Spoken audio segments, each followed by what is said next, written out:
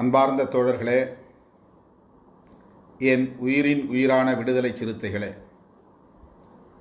உங்கள் அனைவருக்கும் என்னுடைய பணிவார்ந்த வணக்கத்தை தெரிவித்துக் கொள்கிறேன்.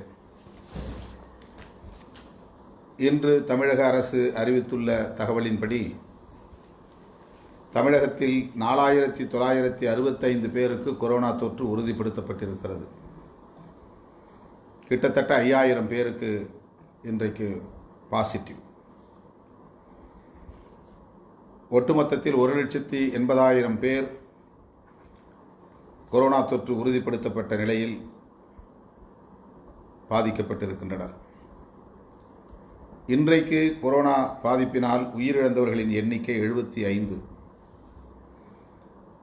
இதுவரையில் 2626 பேர் பலியாகியிருப்பதாக புள்ளி விவரம் கூறுகிறது.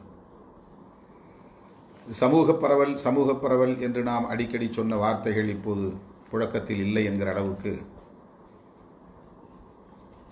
நிலைமை போய்கொண்டிருக்கிறது. அது அதிகரித்திருக்கிறது. யாரிடமிருந்து நோய் தொற்று பரவுகிறது என்பதை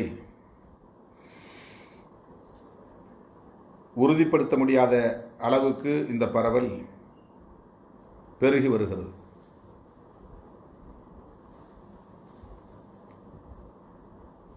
மிகவும் ஆபத்தான ஒரு திசைவழியில் மனிதகுலத்தின் பயணம் உள்ளது. தடுப்பூசி எப்போது வரும் என்கிற ஏக்கம் உலகம் முழுவதும் நிலவுகிறது. இங்கிலாந்து தேசத்தில் அனைத்து கட்ட பரிசோதனை முயற்சிகளும் வெற்றிகரமாக முடிந்திருக்கிறது. நடைமுறைக்கு விரைவில் வரும் என்கிற எதிர்பார்ப்பு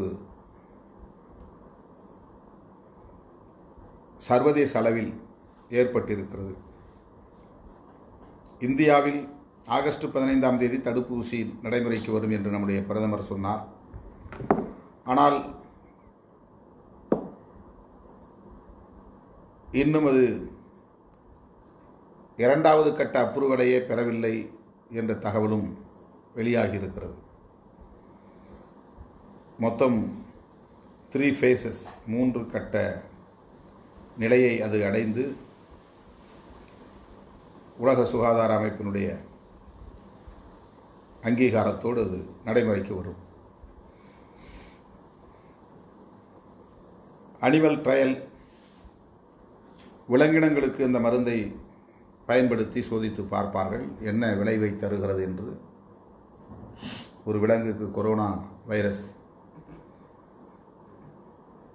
உருவாக்கி தொற்று வைத்து அதன் பிறகு அந்த விலங்குக்கு இந்த தடுப்பு மருந்தை பயன்படுத்தி பார்ப்பார்கள்.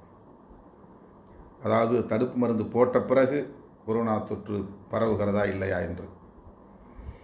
ஒரு விலங்குக்கு தடுப்பு மருந்தை போட்டு பிறகு கொரோனா பரவுவதற்கான ஒரு சூழலை ஏற்படுத்தினால் அது எந்த அளவுக்கு அது வேலை செய்கிறது என்பதை சோதனையின் மூலம் கண்டறிவார்கள். அப்படி விலங்கினங்களுக்கு பரிசோதனைகள் எல்லாம் முடிந்த பிறகுதான் ஹியூமன் ட்ரையல், மனிதன் சோதனைக்கு உட்படுத்தப்படுவான்.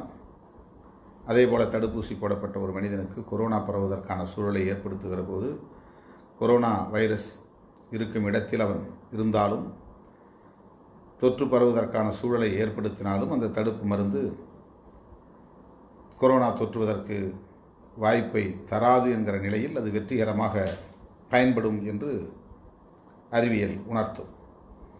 ஆக அப்படி ஒரு நிலை விரைவில் எட்டும். இங்கிலாந்து தேசத்தின் அந்த புதிய கண்டுபிடிப்பு நடைமுறைக்கு வரும். உலகளாவிய அளவில் மனித குலத்தை பாதுகாப்பதற்கான ஒரு வாய்ப்பாக அது அமையும் என்கிற நம்பிக்கை துளிர்த்திருக்கிறது. எனினும் அது நடைமுறைக்கு வரும் கால இடைவெளியில் நாம் பாதுகாப்பாக இருக்க வேண்டும். உலகம் முழுவதும் நடைமுறைக்கு வருமையானால் நாம் அனைவரும் தடுப்பூசி போட்டுக்கொண்டு சுதந்திரமாக சுற்றலாம், வழக்கமான பணிகளை மேற்கொள்ளலாம், அச்சமின்றி வாழலாம். ஆனால் இன்னும் அது நடைமுறைக்கு வரவில்லை. அப்படி நடைமுறைக்கு வருகிற வரை, இந்த நாளிலிருந்து அது நடைமுறைக்கு வருகிற வரை இடைப்பட்ட காலம் எத்தனை மாதங்கள் என்று தெரியவில்லை. இந்த ஆண்டு இறுதிக்குள் நடைமுறைக்கு வரலாம் என்று நம்பப்படுகிறது. அப்படியே பார்த்தாலும் கூட இன்னும் 4-5 மாதங்கள் இருக்கின்றன. இந்த 4-5 மாதங்கள் நாம் கவனமாக இருக்க வேண்டும், பாதுகாப்பாக இருக்க வேண்டும். கும்பலுக்கு செல்லக்கூடாது, கூட்டமாக கூடி நிகழ்ச்சிகளில் பங்கேற்கக்கூடாது. அதனால்தான் ஜூலை 15ஆம் தேதி தந்தை தொல்காப்பியன் அவர்களின் நினைவு நாளுக்கு யாரும் அங்கனூர் வர வேண்டாம் என்று நான் ஒரு வாரம் தொடர்ந்து நேரலையில் மறுபடியும் வேண்டுகோள் விடுத்தேன். அதையும் தாண்டி தோழர்கள் என்னுடைய வேண்டுகோளை புறந்தள்ளிவிட்டு அலட்சியப்படுத்திவிட்டு பல நூற்றுக்கணக்கானவர்கள் வந்து குவிந்தார்கள்.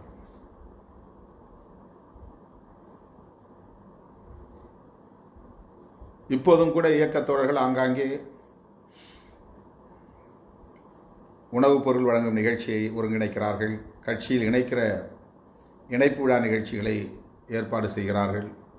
அப்படிப்பட்ட அந்த நிகழ்ச்சிகளை ஒருங்கிணைக்கிற சூழலில் அதில் பங்கேற்கிற தோழர்கள் முகக்கவசம் அணிவதில்லை, இடைவெளியை பின்பற்றுவதில்லை, எந்த விதமான எச்சரிக்கையும் இல்லாமல் நடந்து கொள்வது கவலை அளிக்கிறது.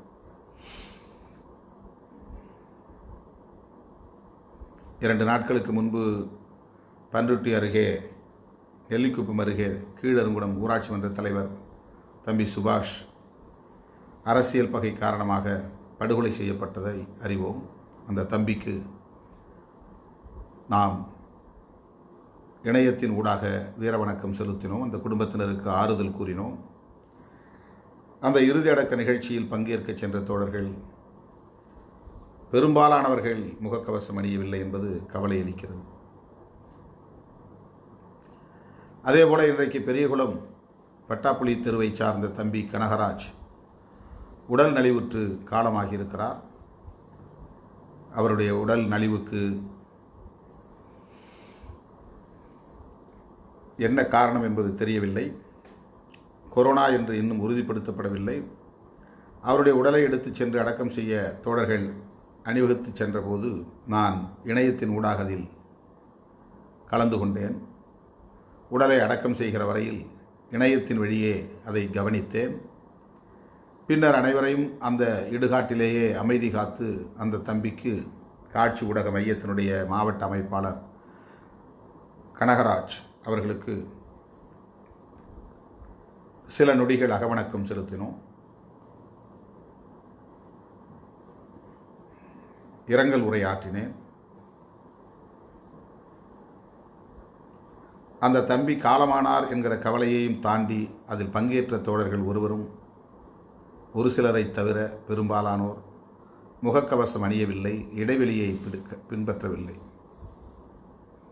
இதுவெல்லாம் உள்ளபடியே எனக்கு மிகுந்த கவலையை தருகிறது, அச்சத்தை தருகிறது. இயக்கத்தை சார்ந்த தோழர்கள் மிகவும் பாதுகாப்பாக இருக்க வேண்டும்.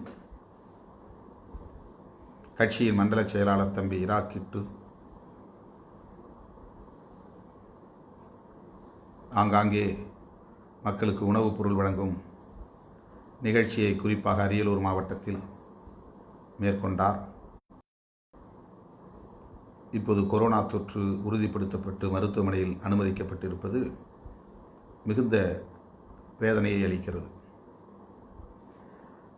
இத்தனை நாட்களாக நமக்கு நெருக்கமான தொடர்பில் உள்ளவர்கள் ஒருவருக்கும் கொரோனா தொற்று இல்லை என்கிற ஒரு நிலை இருந்ததை கண்டோம். இப்போது கொரோனா நம்மோடு நெருக்கமாக இருக்கிற தோழர்களை நெருங்கிவிட்டது, தொட்டுவிட்டது என்பது கவலை அளிக்கிறது. மறுபடியும் நான் வலியுறுத்தி கேட்டுக்கொண்டேன், வேண்டுகோள் விடுத்தேன். பொது நிகழ்ச்சிகளில் பங்கேற்றாலும் கூட சமூக இடைவெளியை கடைபிடிக்க வேண்டும், அதைவிட முகக்கவசம் அணிந்து கொள்ள வேண்டும். சாதாரணமாக இப்படி பேசுகிற போதே நம்முடைய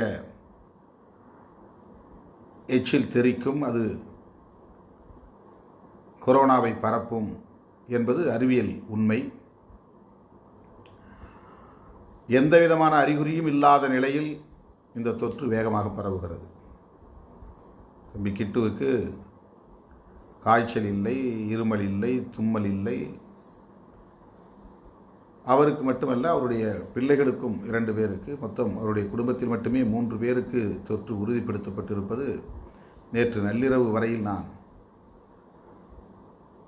அவரோடு இணைப்பில் இருந்தேன். மருத்துவமனையில் சேர்ப்பதற்கு மருத்துவர்களோடு 1:30 மணி அளவில் பேசி அனுப்பி வைத்தேன். இதை சொல்ல வேண்டாம் என்று நான் நினைத்தாலும் கூட சொல்ல வேண்டிய ஒரு தேவை எழுந்துள்ளது. கட்சி பொறுப்பாளர்கள் களப்பணி ஆற்ற வேண்டும், ஆனால் கவனமாக ஆற்ற வேண்டும். ஏழை எளியோருக்கு உதவ வேண்டும், ஆனால் இடைவெளி கட்டாயம் கடைபிடிக்க வேண்டும். முகக்கவசம் அணிந்தே ஆக வேண்டும். அதை வீட்டுக்கு மறுபடியும் எடுத்துக்கொண்டு போய் எங்காவது எடுத்து டேபிளில் வைப்பதோ அல்லது எங்காவது ஒரு இடத்தில் எடுத்து போடுவதோ கூடாது. வெளியில் இருக்கிற போது முகக்கவசம் அணிந்து கொண்டால் அதை பத்திரமாக போக வேண்டும். வீட்டுக்கு போனதும் கைகளில் சோப்பு போட்டு கழுவ வேண்டும். சானிடைசர் எடுத்து பூசிக்கொள்ள வேண்டும். அதன் பிறகு குளித்துவிட்டு வழக்கமான பணிகளை வீட்டில் ஆற்ற வேண்டும். இதையெல்லாம் செய்ய தவறினால் நம்முடைய அலட்சியம் எவ்வளவு பெரிய விலையை கொடுக்க நேரும் என்பதை தயவு கூர்ந்து கற்பனை கூட செய்து பார்க்க முடியாது. அதை புரிந்து கொள்ள வேண்டும் என்று கேட்டுக்கொள்கிறேன். திராவிட முன்னேற்றக் கழகத்தை சார்ந்த பலர் ஏழை எளியோருக்கு உணவுப் பொருள் வழங்கும் நிகழ்ச்சியில் தீவிரமான ஈடுபாடு கொண்டிருந்தனர். பல சட்டமன்ற உறுப்பினர்களுக்கு நோய் தொற்று உறுதியாகியிருக்கிறது. கடலூர் மேற்கு மாவட்ட செயலாளர் அன்பு சகோதரர் அண்ணன் கணேசன் கொரோனா தொற்று உறுதிப்படுத்தப்பட்டு மருத்துவமனையில் அனுமதிக்கப்பட்டிருக்கிறார் என்பது கவலை அளிக்கிறது. அதேபோல ராணிப்பேட்டை சட்டமன்ற உறுப்பினர் காந்தி அவர்களுக்கும் கொரோனா தொற்று என்று கேள்விப்பட்டோம். இப்படி திமுகவிலும் அதிமுகவிலும் தீவிரமாக பொதுப்பணி என்கிற அடிப்படையில் செயல்பட்டவர்களுக்கு இந்த பாதிப்பு நேர்ந்திருப்பதை நாம் கண்ட பிறகும் விடுதலை சிறுத்தைகளுக்கும் சொல்லுகிறேன், ஒட்டுமொத்த யாவருக்கும் நான் வேண்டுகோள் விடுக்கிறேன். கவனம், மிகவும் கவனம், எச்சரிக்கை, மிகவும் எச்சரிக்கை தேவை.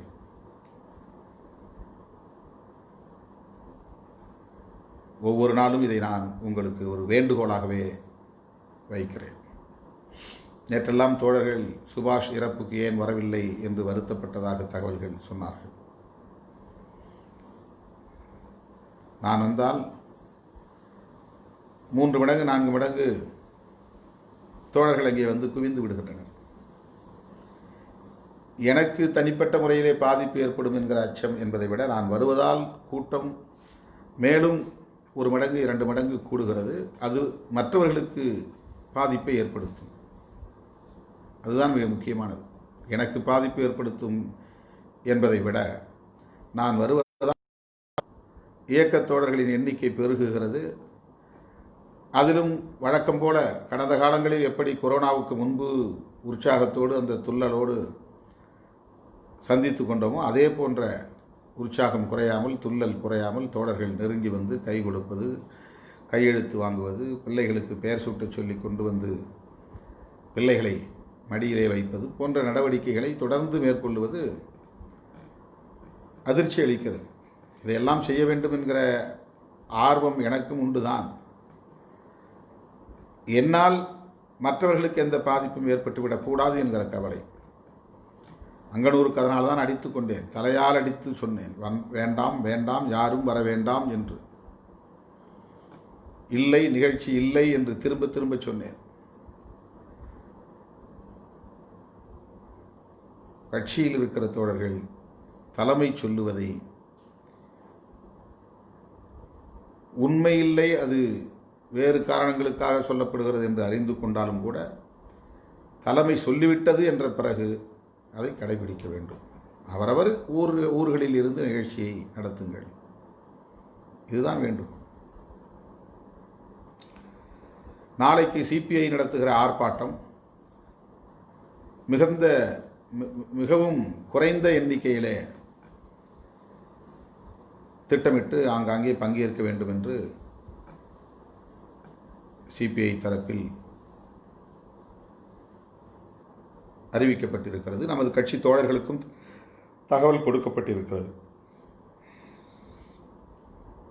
எனவே பெருவாரியாக இதிலே போய் நாம் திரளை காட்ட வேண்டும், கூட்டத்தை காட்ட வேண்டும் என்றெல்லாம் முண்டியடித்து கொண்டு செல்ல வேண்டிய அவசியமில்லை. முன்னணி தோழர்கள் எத்தனை பேர் வர வேண்டும் என்று சிபிஐ தரப்பில் சொல்லப்படுகிறதோ அத்தனை நபர்கள் மட்டுமே போய் அதில் பங்கேற்க வேண்டும். அவர்கள் சமூக இடைவெளியை கடைபிடிக்கும்படி என்ன வகையான வழிமுறைகளை கையாளுகிறார்களோ அந்த வழிமுறைகளை முழுமையாக கையாள வேண்டும். தோழர்கள் இதில் கவனமாக இருக்க வேண்டும், மிகுந்த எச்சரிக்கையாக இருக்க வேண்டும். பிறரால் நமக்கோ நம்மால் பிறருக்கோ கொரோனா தொற்று உருவாகிவிடக்கூடாது, பரவிவிடக்கூடாது. தன்னை சார்ந்த அக்கறையும் இருக்க வேண்டும், மக்களை சார்ந்த அக்கறையும் இருக்க வேண்டும். இதை நீங்கள் புரிந்து கொள்வீர்கள் என்கிற நம்பிக்கையோடு மறுபடியும் வேண்டுகோளை விடுக்கிறேன். சமூக பரவல் என்பது அதிகரித்திருக்கிறது, மிக வேகமாக பரவிக்கொண்டிருக்கிறது. இதனால் வீட்டுக்குள்ளேயே முடங்கியிருப்பவர்கள் கூட பாதிக்கப்படும் நிலை ஏற்பட்டிருக்கிறது. எங்கும் செல்லவில்லை, யாரையும் பார்க்கவில்லை, கடைக்கண்ணிகளுக்கு போகவில்லை, மருந்தகங்களுக்கு கூட செல்லவில்லை, உணவகங்களுக்கு செல்லவில்லை என்று சொல்லக்கூடியவர்களுக்கு கூட கொரோனா தொற்று இருக்கிறது. அருமை தோழர்களே, மிக கவனமாக இருக்க வேண்டும், எச்சரிக்கையாக இருக்க வேண்டும் என்று கேட்டுக்கொள்கிறேன். இன்றைக்கு திராவிட முன்னேற்றக் கழகத்தின் தலைவர் தளபதி ஸ்டாலின் அவர்கள் ஒரு அறைகூவல் விடுத்திருக்கிறார். தோழமை கட்சிகளோடு இணைந்து ஜனநாயக போர் நடத்த அறிவிப்பு செய்திருக்கிறார். பாரதிய ஜனதா அரசின் முக்கியமான 2 நோக்கங்களை அம்பலப்படுத்தும் வகையில் அவர் அறிக்கை வெளியிட்டிருப்பது ஆறுதல் அளிக்கிறது. விடுதலை சிறுத்தைகள் கட்சி அதை முழுமையாக வரவேற்கிறது, ஆதரிக்கிறது. திராவிட முன்னேற்றக் கழகத்தின் சார்பில் வெளியிடப்பட்டுள்ள அந்த அறிக்கையில் சொல்லப்பட்டிருக்கிற முக்கியமான கருத்து என்னவென்றால், மோடி அரசுக்கு அல்லது பாஜக அரசுக்கு 2 முக்கிய செயல் திட்டங்கள் உள்ளன. ஒன்று, மதவாத கருத்துக்களுக்கு செயல் வடிவம் கொடுப்பது. இரண்டாவது, சமூக நீதியை சாய்ப்பது.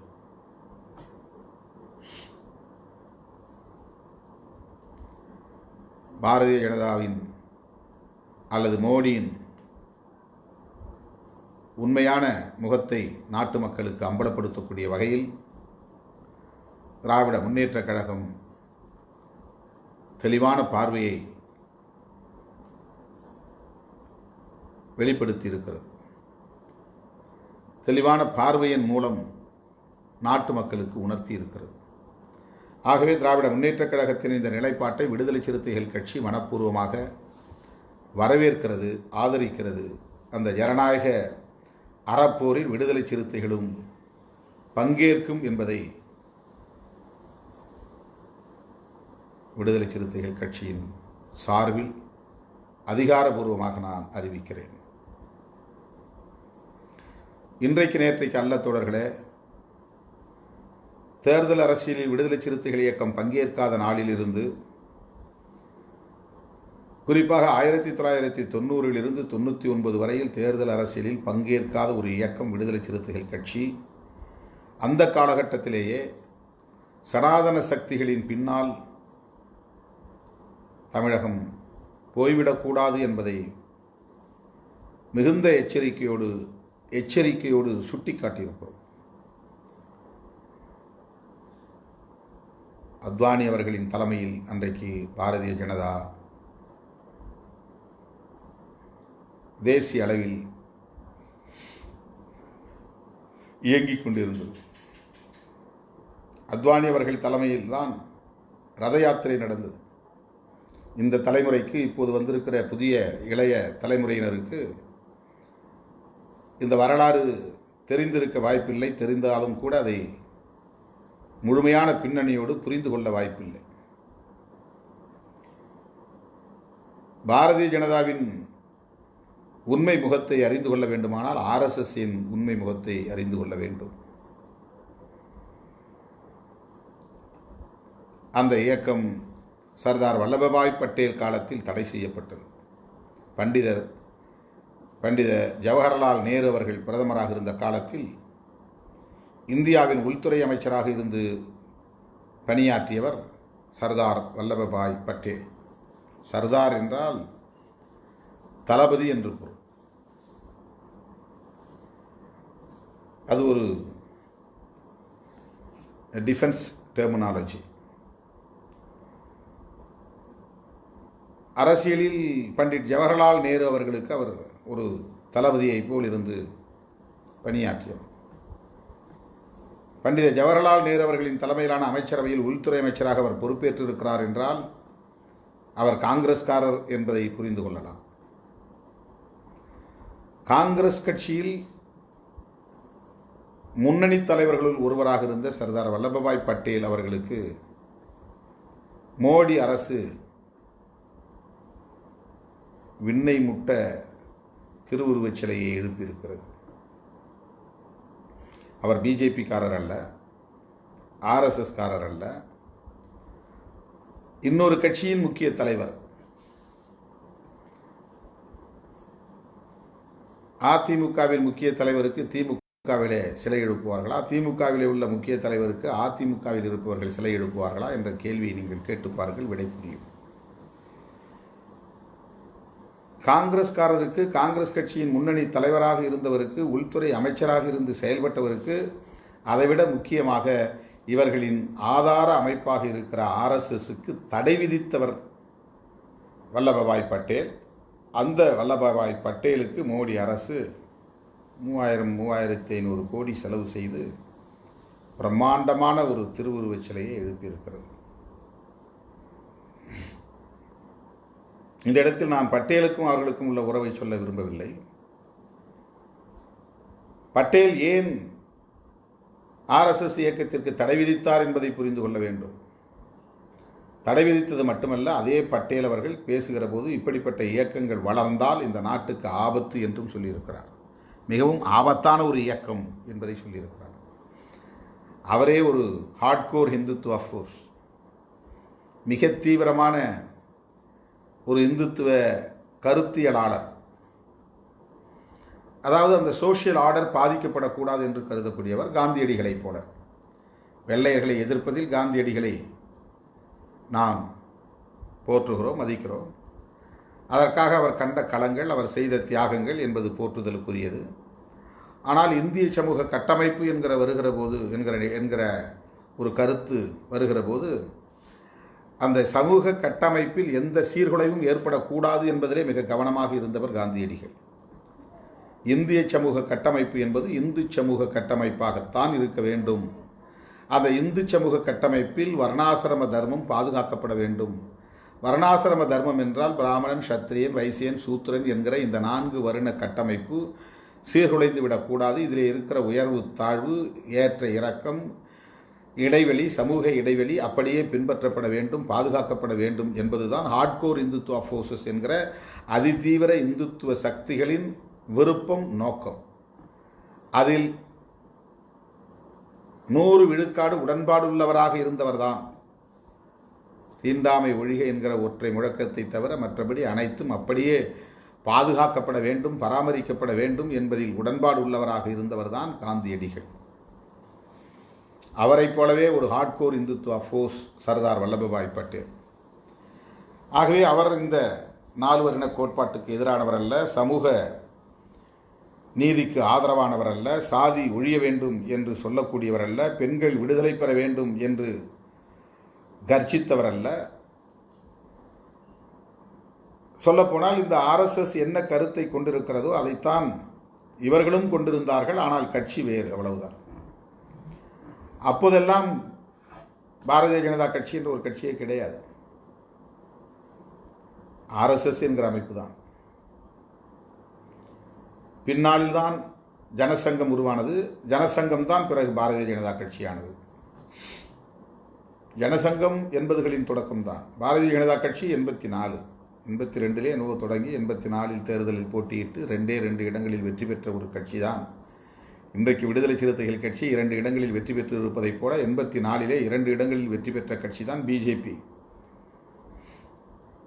இன்றைக்கு அவர்கள் இந்தியா முழுவதும் ஆளக்கூடிய ஒரு கட்சியாக வளர்ந்திருப்பதற்கு அவர்கள் பரப்பிய மதவெறி அரசியல் தான் அடிப்படை காரணம். ஆகவே அந்த காலகட்டத்தில் காந்தியடிகளை சுட்டுக் கொன்றதற்காக RSS இயக்கத்தை தடை செய்தார் சர்தார் வல்லபாய் பட்டேல். காந்தியடிகளை சுட்டுக் கொன்றது சடன் புரொவகேஷன் அல்ல. ஏதோ எதேச்சையாக ஆத்திரத்தில் உணர்ச்சி வயப்பட்டு ஒரு இளைஞன் அந்த தலைவரை குறிவைத்து சுட்டுவிட்டான் என்று ஒரு சடன் புரொவகேஷன், திடீர் உணர்ச்சி வயப்பட்டு ஆத்திரப்பட்ட நிலையிலே நடந்த ஒரு சம்பவம் அல்ல.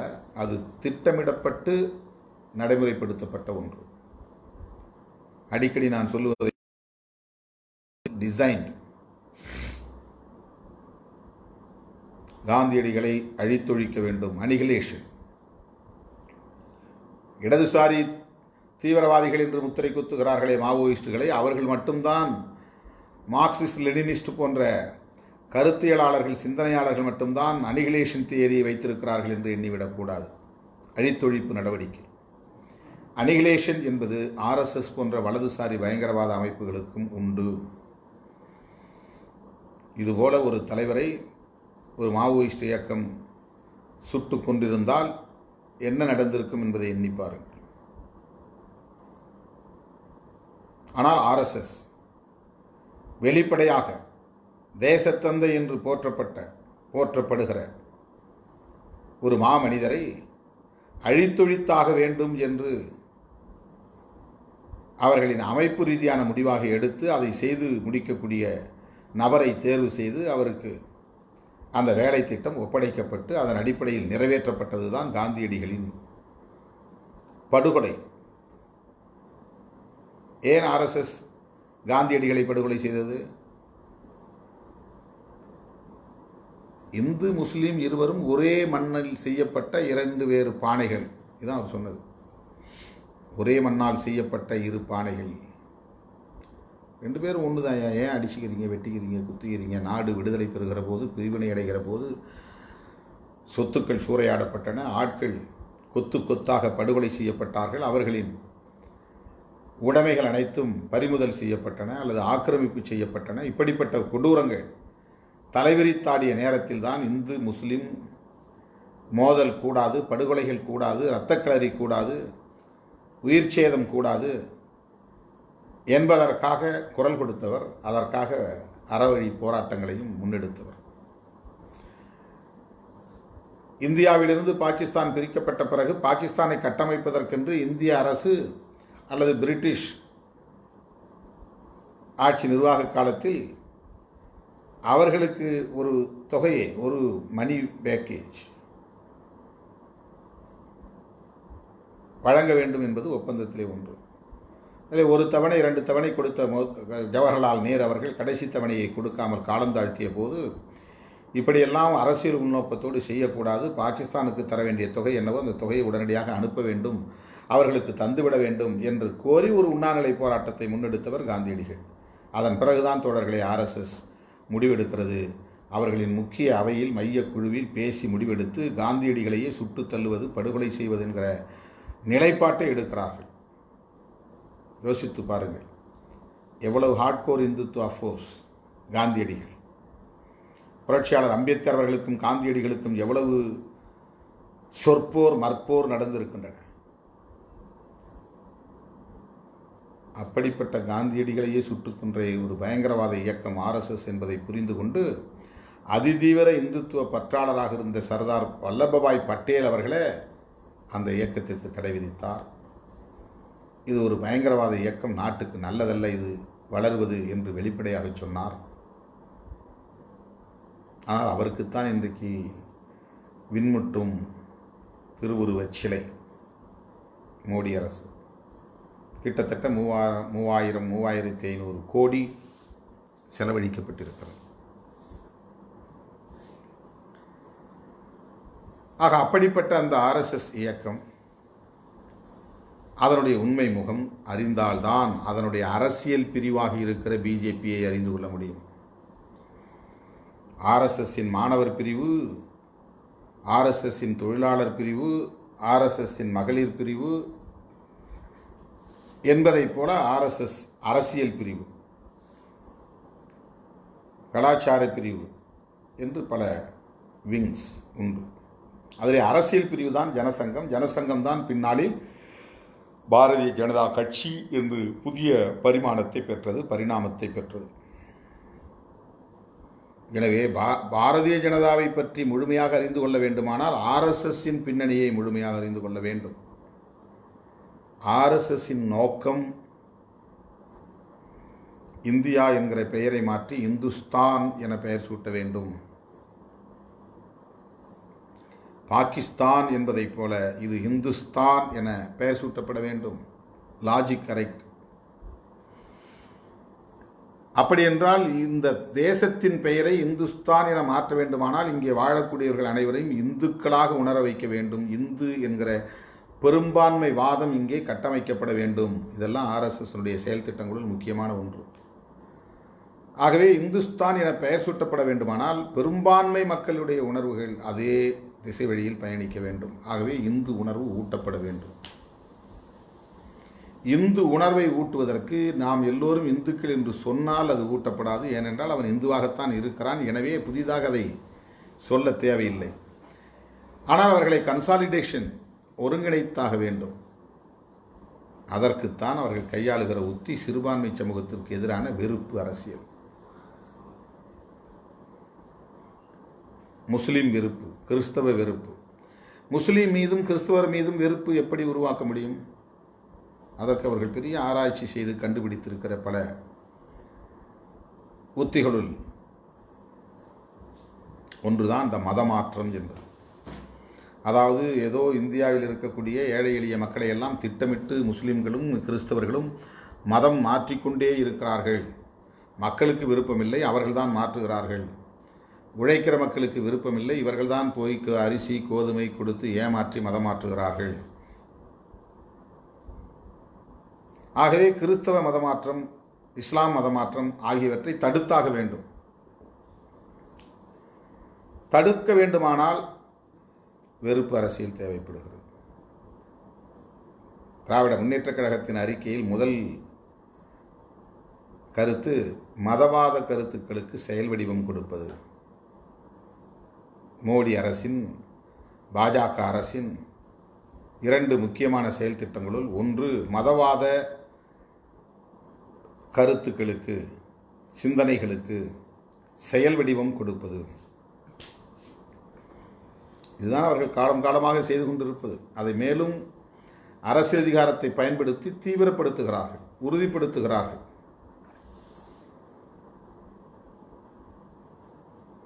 மதவாதம் கூடாது என்று சொல்ல முடியாது. ஒவ்வொரு சாதியவாதம் இருப்பதைப் போல, மொழிவாதம் இருப்பதைப் போல, இனவாதம் இருப்பதைப் போல மதவாதம் என்பது இருக்கும். ஆனால் இவர்கள் மதவாதம் என்கிற பெயரால் பிற மதங்களுக்கு எதிரான வெறுப்பை விதைக்கிறார்கள். தங்களுடைய மதத்தின் அருமை பெருமைகளை சொல்லுவது கூட மதவாதம்தான். ஒருவருடைய பாசிட்டிவ் அம்சங்களை சொல்லுவது, நேர்மறையான கூறுகளை சொல்லுவது தவறில்லை. ஆனால் பிறரின் மீது வெறுப்பை விதைத்து அதன் அடிப்படையில் ஒரு இந்து கன்சாலிடேஷன் என்பதை கட்டமைக்க வேண்டும் என்பது இவர்களின் ஸ்ட்ராட்டஜி உத்திகளுள் உண்டு. அதற்காக அவர்கள் மதமாற்றத்தை முக்கியமான ஒரு கருதுகோளாக எடுத்திருக்கிறார்கள். பிறகு லவ் ஜிஹாத், அதாவது இஸ்லாமியர்கள் திட்டமிட்டே இந்து பெண்களை அல்லது இந்து ஆண்களை காதலிக்க செய்து அதில் ஒரு மதக்கலப்பை ஏற்படுத்தி இங்கே இன அடையாளத்தில் அல்லது மத அடையாளத்தில் ஒரு குழப்பத்தை உருவாக்குவதற்காக திட்டமிட்டு செய்கிறார்கள். இப்போது வேறு உத்தியை கையாளுகிறார்கள். மதமாற்றம் செய்து அவர்களை லவ் ஜிஹாத்தின் மூலம், காதல் என்ற ஒரு செயல் திட்டத்தின் மூலம் காதலித்து அவர்களை IS போன்ற அமைப்புகளுக்கு ஒப்படைத்து விடுகிறார்கள் என்கிற ஒரு கருத்து பரப்பப்படுகிறது. வெறுப்பை விதைப்பதற்காக மதமாற்றத்தை எப்படி ஒரு உத்தியாக தங்களுக்கு ஏதுவான ஒரு உத்தியாக பயன்படுத்திக் கொள்கிறார்களோ அப்படி லவ் ஜிஹாத். அதன் பிறகு பசுவதை. பெரும்பாலும் இந்த கறி வியாபாரம் அல்லது மாடு வியாபாரம் போன்றவற்றில் இஸ்லாமியர்கள் பங்கேற்கிறார்கள். அதன் மூலம் அவர்களுக்கு ஒரு வருமானம் உறுதிப்படுத்தப்படுகிறது. முஸ்லிம்கள் என்பதனாலேயே அவர்கள் பசுவை திட்டமிட்டு வதை செய்கிறார்கள், பசுக்கறியை விற்பனை செய்கிறார்கள். பசு மாட்டை அவர்கள் மதிப்பதில்லை, நாம் தெய்வமாக மதிக்கும் ஒன்று. அவர்கள் திட்டமிட்டு இப்படி செய்கிறார்கள். பசுமாட்டை போய் கறிக்கு பயன்படுத்தலாமா என்கிற ஒரு கருத்து. இது மேலோட்டமாக பார்க்கிற போது சரி என தோன்றும். ஆனால் தோழர்களே, உலக அளவில் மாட்டுக்கறியை ஏற்றுமதி செய்கிற தொழிலை முஸ்லிம்கள் செய்யவில்லை. முதல் 2-3 இடங்களில் இருந்து இந்த மாட்டுக்கறி ஏற்றுமதி வியாபாரத்தை செய்பவர்களே பசுவதை கூடாது என்று சொல்லுகிற கும்பல் தான். அதற்கு ஆதாரங்கள் இருக்கின்றன, புள்ளி விவரங்கள் இருக்கின்றன. பசுவதை செய்யப்படட்டும் என்கிற கருத்தில் நான் சொல்லவில்லை. பசுவதை என்கிற பெயரை பயன்படுத்தி கொண்டு, அந்த சொல்லாடலை பயன்படுத்தி கொண்டு, அதை ஒரு உத்தியாக பயன்படுத்தி கொண்டு இங்கே வெறுப்பு அரசியலை விதைக்கிறார்கள்.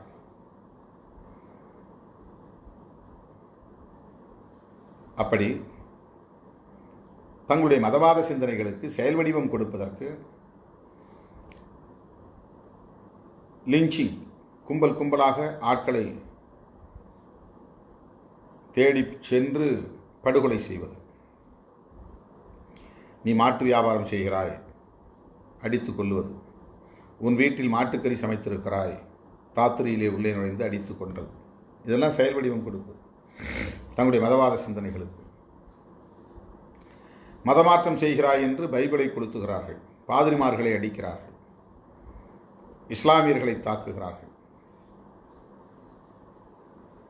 ஆக இந்த நடவடிக்கைகள் இந்துக்களா இஸ்லாமியர்களா, இந்துக்களா கிறிஸ்தவர்களா என்கிற அடிப்படையில் முரண்பாட்டை கூர்மைப்படுத்தி அதை முதன்மை முரண்பாடாக மாற்றும் முயற்சியில் பாரதிய ஜனதா கட்சி, RSS உள்ளிட்ட சங்பரிவார் அமைப்புகள் ஈடுபட்டு வருகின்றன.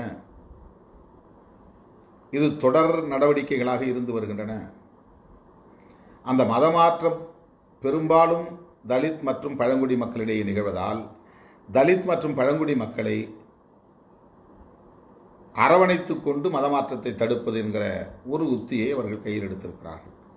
பாரதிய ஜனதா மட்டுமல்ல, பாரதிய ஜனதாவினுடைய சங் பரிவார் என்றால் அந்த சங்க பரிவாரங்கள், RSS என்கிற சங்கத்தின் குடும்பங்கள் எல்லோருக்கும் இந்த மதமாற்றத்தை தடுப்பதிலே செயல் திட்டம் இருக்கிறது. பல மாவட்டங்களை அவர்கள் தத்தெடுத்துக் கொள்கிறார்கள், பல கிராமங்களை தத்தெடுத்துக் கொள்கிறார்கள். அந்த கிராமங்களுக்கு சென்று தலித்துகளுடைய குடியிருப்புகளுக்கு சென்று சாதி கூடாது, மத தீண்டாமை கூடாது, இதோ பாருங்கள் நீங்கள் தலித்துகளாக இருந்தாலும் கூட உங்களுக்கு பாத பூஜை செய்கிறோம் என்று பாத பூஜை செய்து அதை படம் எடுத்து சமூக வலைத்தளங்களிலே பரப்புகிறார்கள். பாரதிய ஜனதா போன்ற அரசியல் கட்சியாக உயர்ந்த நிலையிலும் கூட அந்த கட்சியின் தலைவர்கள் தலித்துகளின் வீடுகளுக்கு போய் அவர்களோடு இருந்து உணவு சாப்பிடுவது என்று முடிவெடுக்கிறார்கள்.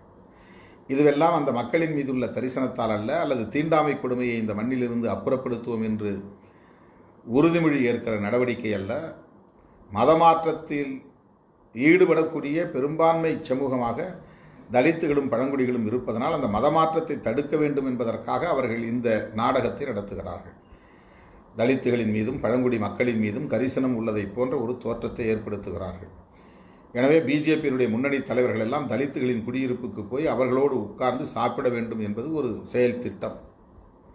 எதற்காக என்றால், நாங்கள் தலித்துகளை தீண்டப்படாதவர்களாக பார்ப்பதில்லை.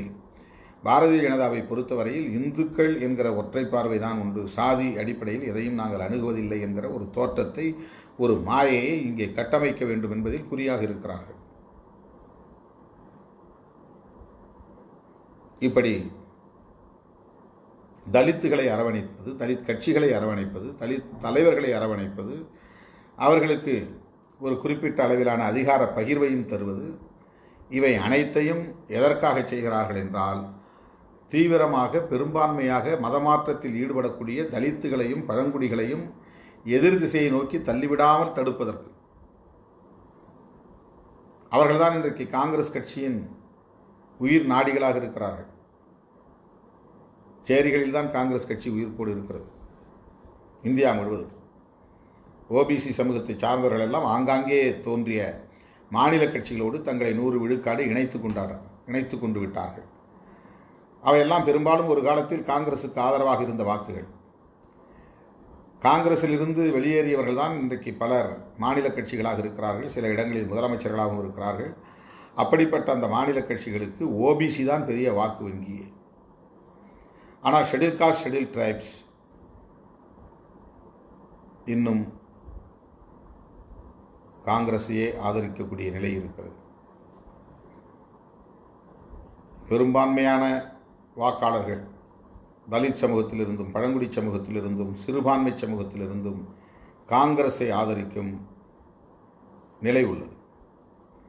ஆகவே இந்த வாக்குகள் எல்லாம் காங்கிரசுக்கு போக விடாமல் தடுக்க வேண்டும். இந்துக்களாக இருந்து கொண்டே காங்கிரஸை ஆதரிக்கக்கூடிய தலித்துகளையும் பழங்குடிகளையும் தம் பக்கம் ஈர்க்க வேண்டும் என்பதற்காகவே தலித் சமூகத்தை சார்ந்தவர்களுக்கு தமது கட்சியில் முக்கிய பொறுப்புகளை தருவதும், தலித் அமைப்புகளை அங்கீகரிப்பதும், அமைச்சரவையிலேயே அவர்களுக்கு இடம் கொடுப்பதும்,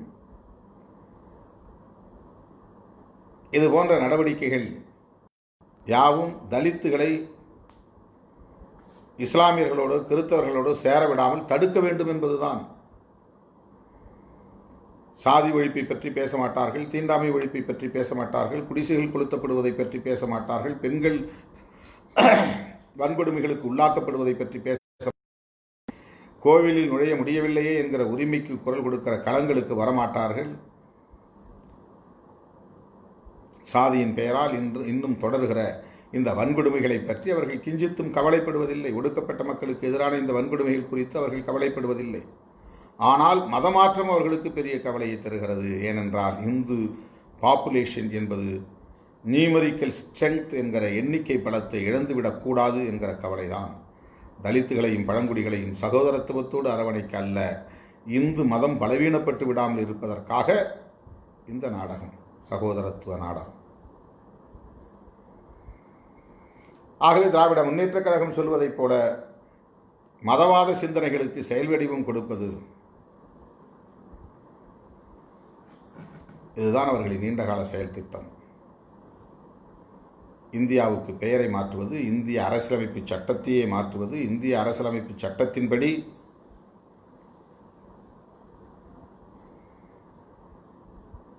இங்கே மதசார்பின்மை என்கிற செக்யூலரிசம் நடைமுறையில் இருக்கக்கூடாது. அதெல்லாம் தூக்கி எறிய வேண்டும். சமூக நீதி தூக்கி எறிய வேண்டும். சமத்துவம் கூடவே கூடாது. புரோட்டோகால் பின்பற்றப்பட வேண்டும். ஆண்டவனே படைத்திருக்கிற சமூக கட்டமைப்பு. அவன் முற்பிறவியில் செய்த பாவம் இப்பிறவியில் தீண்டப்படாதவனாக இருக்கிறான். 4 வருடம் தனி. சாதி இந்துக்கள் என்று தங்களை அழைத்துக் கொண்டாலும் கூட 4ம் 4 தான், தனித்தனி தான். அதிலேயும் உயர்வு தாழ்வு உண்டு.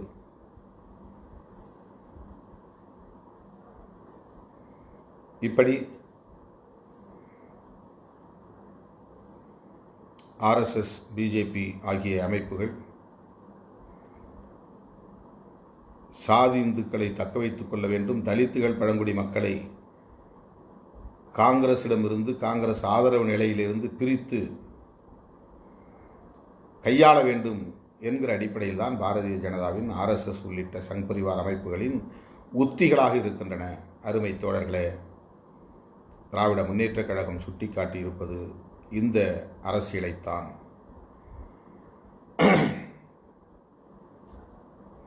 இரண்டாவது, சமூக நீதியை சாய்ப்பது. சமூக நீதிதான் தலித்துகளை தலைநிமிர வைத்திருக்கிறது, சமூக நீதிதான் பழங்குடி மக்களை தலைநிமிர வைத்திருக்கிறது, சமூக நீதிதான் மண்டல் பரிந்துரைக்கு பிறகு ஓபிசி சமூகத்தையும் தலைநிமிர வைத்திருக்கிறது, சமூக நீதிதான் ஜனநாயகத்தை கோருகிறது, சமூக நீதிதான் சமத்துவத்திற்கான வழிமுறை, அதுதான் அந்த இலக்கை எட்டி தொடுவதற்கான வழிமுறை சமூக நீதி. எப்படி இதை அவர்களால் பொறுத்து கொள்ள முடியும்?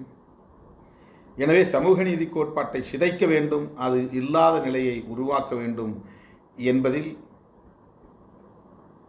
பாரதிய ஜனதா அரசு, மோடி அரசு தீவிரமாக சிந்தித்து வருகிறது, செயலாற்றி வருகிறது.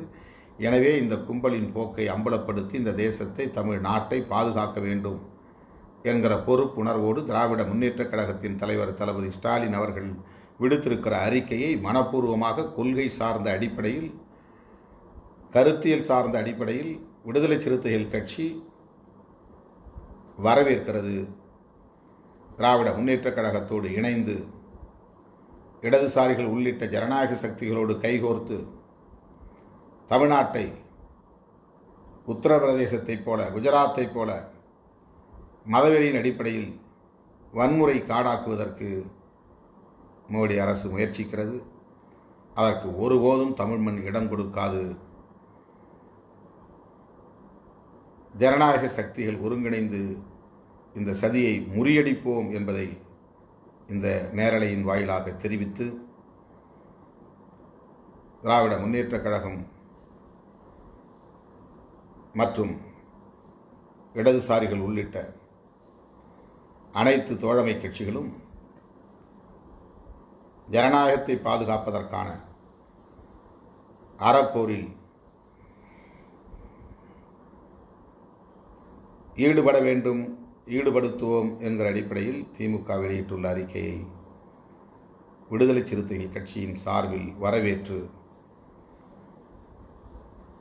அந்த செயற்பாடுகளில் தீவிரமாக விடுதலை சிறுத்தைகள் உரிய கொரோனா இடைவெளியோடு பங்கேற்கும் என்பதை தெரிவித்து, மீண்டும் நாளை நேரலையில் சந்திப்போம் என கூறி, இன்னும்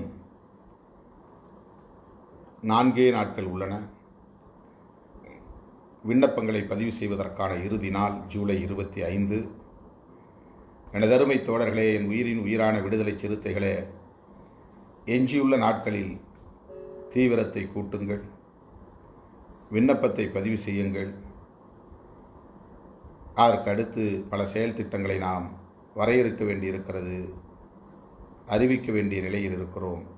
எனவே போட்டியிட விரும்புகிறவர்களுக்கு, போட்டியிட விரும்பாதவர்கள் அனைத்து வகையிலும் உதவிகரமாக இருக்க வேண்டும், ஒத்துழைக்க வேண்டும், கருணை கூர்ந்து இந்த களத்தில் பணியாற்ற வேண்டும் என்கிற வேண்டுகோளை விடுத்து நாளை சந்திப்போம் என கூறி நிறைவு செய்கிறேன். நன்றி, வணக்கம்.